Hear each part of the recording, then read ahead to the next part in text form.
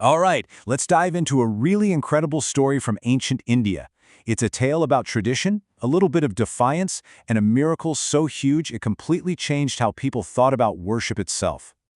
So the whole story really hinges on this one question. Think about it. You've got this whole community, right? And they're tied to this ancient ritual that they believe deep down is the only thing keeping them alive. And then a little kid steps up and just asks, hey, why are we even doing this? I mean, that one question is the spark that's about to ignite a huge showdown between the old guard and a totally new way of thinking. Okay, so let's set the scene. We're in this beautiful, peaceful village called Vindavana. Life here is pretty simple, you know? It follows the rhythm of the seasons. But there's this one major thing, this huge custom that's been around forever. A giant yearly sacrifice to a powerful god up in the heavens who they believe holds their destiny in his hands. You gotta understand, for these folks, mostly cowherds and farmers, rain is, well, it's everything. No rain, no food, no life. Simple as that.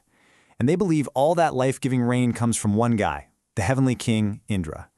So, to keep him happy and keep the rain coming, they put on this huge, elaborate tribute every single year. This isn't just some festival for them, it's literally a matter of survival.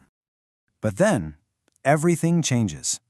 A young boy named Krishna walks onto the scene. He sees all these massive preparations going on, and with that kind of pure, unfiltered curiosity that only a kid can have, he asks his dad, Nanda, a question. It's simple, but it's also incredibly profound. He's not just going along with it, he wants to know why, what's the point? And that one little question, yeah, it's about to turn their whole world upside down. And here's the thing, Krishna doesn't just ask why, he actually brings a whole new philosophy to the table. It's called karma mimamsa.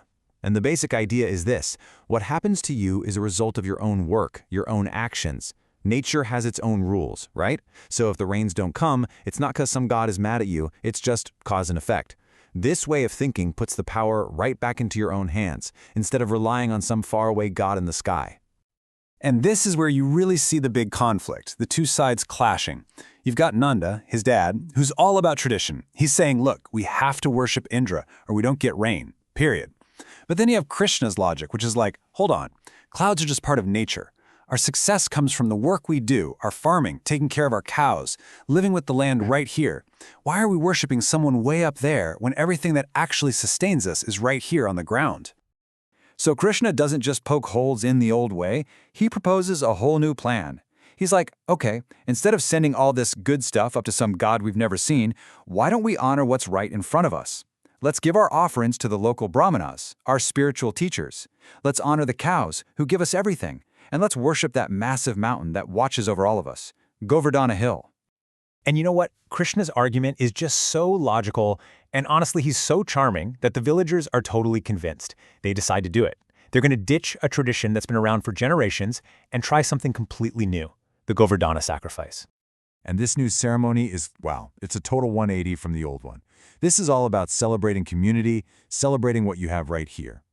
Krishna tells them to cook up literal mountains of amazing food. We're talking sweet rice, fresh breads, all these incredible dishes made from milk. And the best part? He says share it with everybody. The priests, the cows, the poor, even the street dogs. It's a massive festival of pure gratitude for the world right under their feet. Then something absolutely wild happens. As everyone is making their offerings to the mountain, Krishna shows them just a little peek of who he really is. He takes on this huge, separate form and declares, I am Govardhana Hill. And then he eats everything, the entire feast. Can you imagine seeing that? For the villagers, it's just mind-blowing. It's proof positive that their worship, their new way of doing things, was accepted directly. But not everyone is celebrating. Way up in his celestial kingdom, the king of the gods, Indra, has been watching this whole thing unfold, and he's not just a little annoyed. He is absolutely furious. See, Indra doesn't see this as some new philosophy. He sees it as a slap in the face, a direct insult. His authority has just been challenged by a little kid and a bunch of villagers. His ego is seriously bruised, and he decides he's going to teach these mortals a lesson they will never, ever forget. So Indra doesn't just make it rain a little harder. Oh no.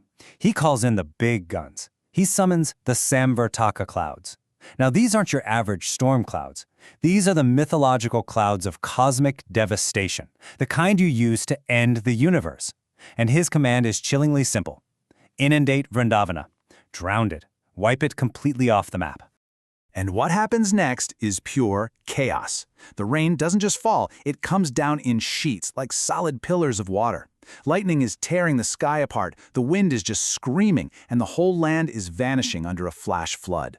The villagers, their animals, they're all terrified, freezing, and looking at certain death.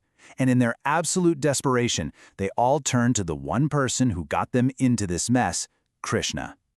So here we are, the full, unleashed fury of a god versus one small village. And what does Krishna do? He doesn't fight back with some weapon. No, he does something so graceful, so impossible, it's almost beyond imagination.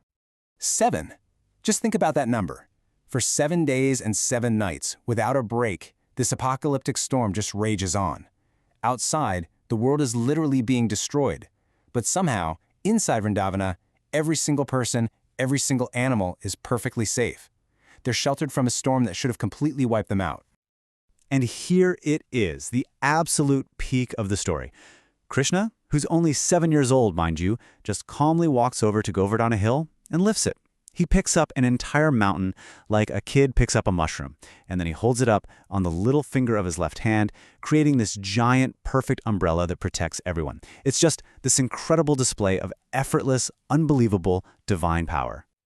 Meanwhile, up in the heavens, Indra has been throwing everything he's got at them for a solid week, and nothing. He is completely stunned. He's watching his universe-ending storm do absolutely zero damage. And that rage he felt, it starts to melt away, replaced by this cold, dawning horror. He realizes he has made a very, very big mistake. I mean, just think back to how he started, right? He was so full of himself, so arrogant. He saw these villagers as just some impudent forest folk who had the nerve to cross him. His pride was so massive it totally blinded him to who he was actually messing with.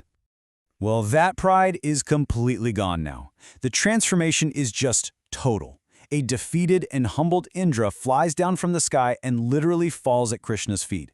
And his apology isn't half-hearted. He admits everything. His pride was fake, his anger came from pure ignorance, and he basically calls himself fool number 1. He finally gets it. He wasn't challenging a little boy, he was challenging a power way, way beyond his comprehension. And then Krishna explains why he did it all. He tells Indra, look, this was never about punishing you or disrespecting you. It was about checking your ego. It was a lesson, you could say, a divine reality check to remind Indra that he's not the big boss, that all his power, all his wealth, it all comes from a higher source. He's a servant, not the ultimate master. So the storm finally passes, Krishna gently puts the mountain back where it belongs, and all the villagers come out from under it, totally safe. And of course, they're overjoyed. They're hugging Krishna, celebrating, but at the same time, you can see this look of complete awe on their faces. They're all thinking the same thing. Who, what is this boy? And then it's like all the pieces of the puzzle just click into place. Suddenly, they realize lifting a mountain wasn't a one-off thing. They start remembering all the other crazy stuff they've seen him do. Killing that demon Putana when he was just a baby, breaking a cart with his feet, taking down a whirlwind demon, all of it. It all points to one single, undeniable fact. The boy they've known and loved his whole life is no ordinary child. And that really leaves us with this final question to chew on. When something truly divine shows itself, how does it actually change the world? The story of Govardhana Hill, at the end of the day, isn't just about a cool miracle. It's about a revelation.